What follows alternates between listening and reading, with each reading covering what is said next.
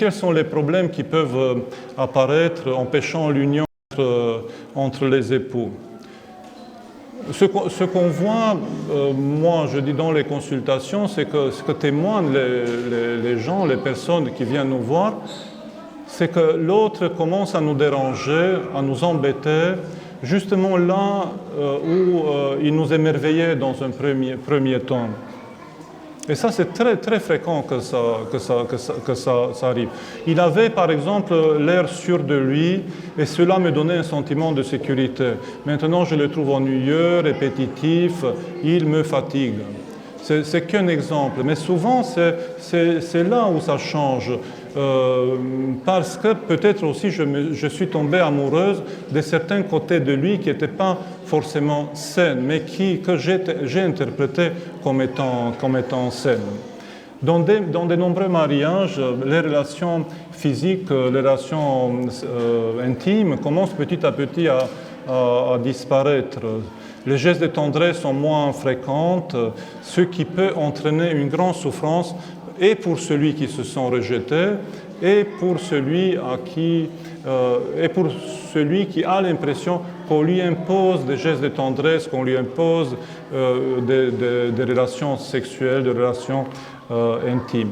Et cette confrontation entre les deux types de frustration contribue à la perte de l'unité dans la famille, à l'éloignement de l'un de l'autre.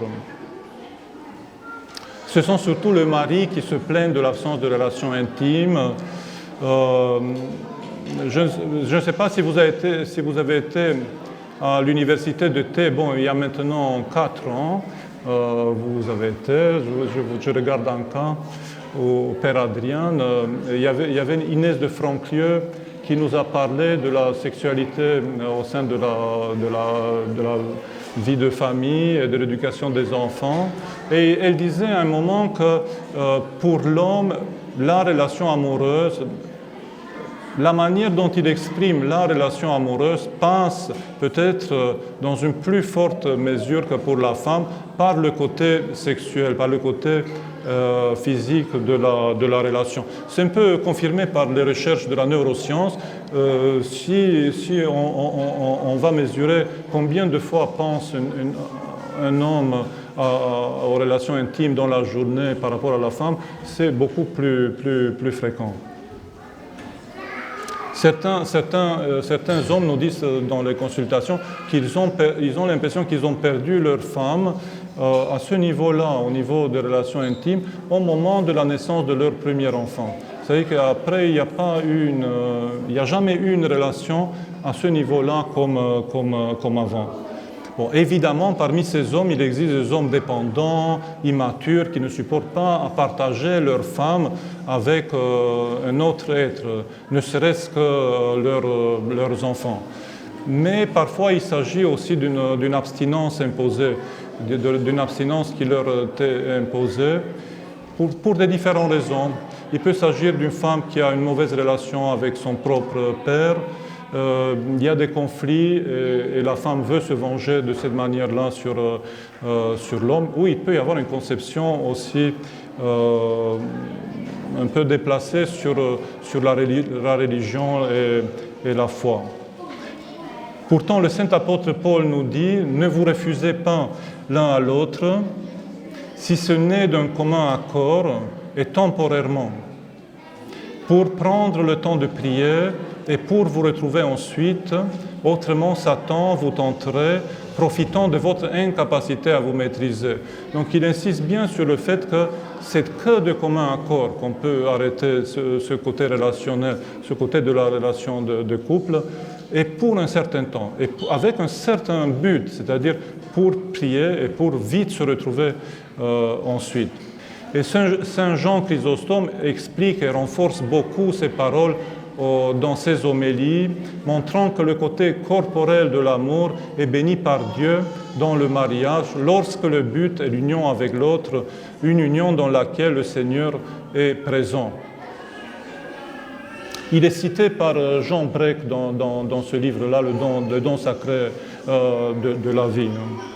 Et il parle vraiment beaucoup, le Saint Jean Chrysostome, de toutes les conséquences néfastes d'une telle attitude.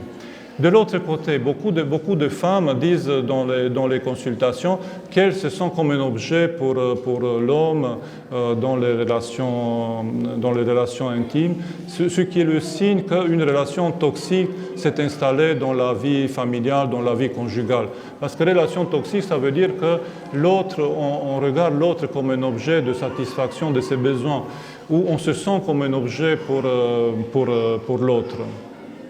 Et dans ce cas-là, c'est, à mon avis, les images pornographiques et l'autosatisfaction qui ont souvent joué un rôle important dans le développement psychique et sexuel de l'homme. Nous vivons dans une société très technologisée et les garçons, tous les enfants, mais spécialement les garçons, ont accès à la pornographie, aux images érotiques de manière très précoce. Il y a des statistiques un peu anciennes qui montrent qu'à l'âge de 8 ans, pratiquement 60% des enfants ont vu déjà des images à caractère pornographique. Et c'est des statistiques de 2009, hein, donc ça s'est aggravé depuis. La pornographie présente le corps de la femme comme un objet de satisfaction des plaisirs, comme une source de plaisir immédiate. Et c'est confirmé un peu par ce qu'a dit le père Constantine Coman, qui a fait une conférence sur la relation conjugale en 2015, qui s'appelle « Égalité et différence dans la famille orthodoxe », et qui disait que chez lui, il confesse surtout des étudiants, hein, des étudiants de médecine, de théologie, enfin de polytechnique, enfin c'est surtout des étudiants qui viennent dans son église de Bucarest. Et il dit dans cette conférence que pratiquement 90% des jeunes hommes qu'il confesse ont cette pratique-là de l'autosatisfaction d'une manière ou d'une autre. Se donnent du plaisir à eux-mêmes. Ce qui serait peut-être l'atteinte le plus grave à leur masculinité, dit Père Constantine Coman, favorisant le repli sur soi, une vision autocentrée, narcissique du monde. Une véritable dépendance apparaît avec des conséquences catastrophiques au niveau cognitif, sur l'attention, la mémoire, la concentration, mais aussi et surtout petit à petit au niveau de l'estime de soi. Parce que chaque fois qu'il y a un échec à ce niveau-là, c'est un sentiment d'échec de plus en plus important qui s'installe, d'estime de soi de plus en plus défaillante. Et la relation avec l'épouse risque d'être perturbée, même si le jeune a arrêté cette pratique-là, parce que ça a des conséquences retard, hein, je dirais, dans la vie de la personne et dans la vie familiale, avec une sorte d'insatisfaction mutuelle, un manque d'harmonie dans la vie de couple.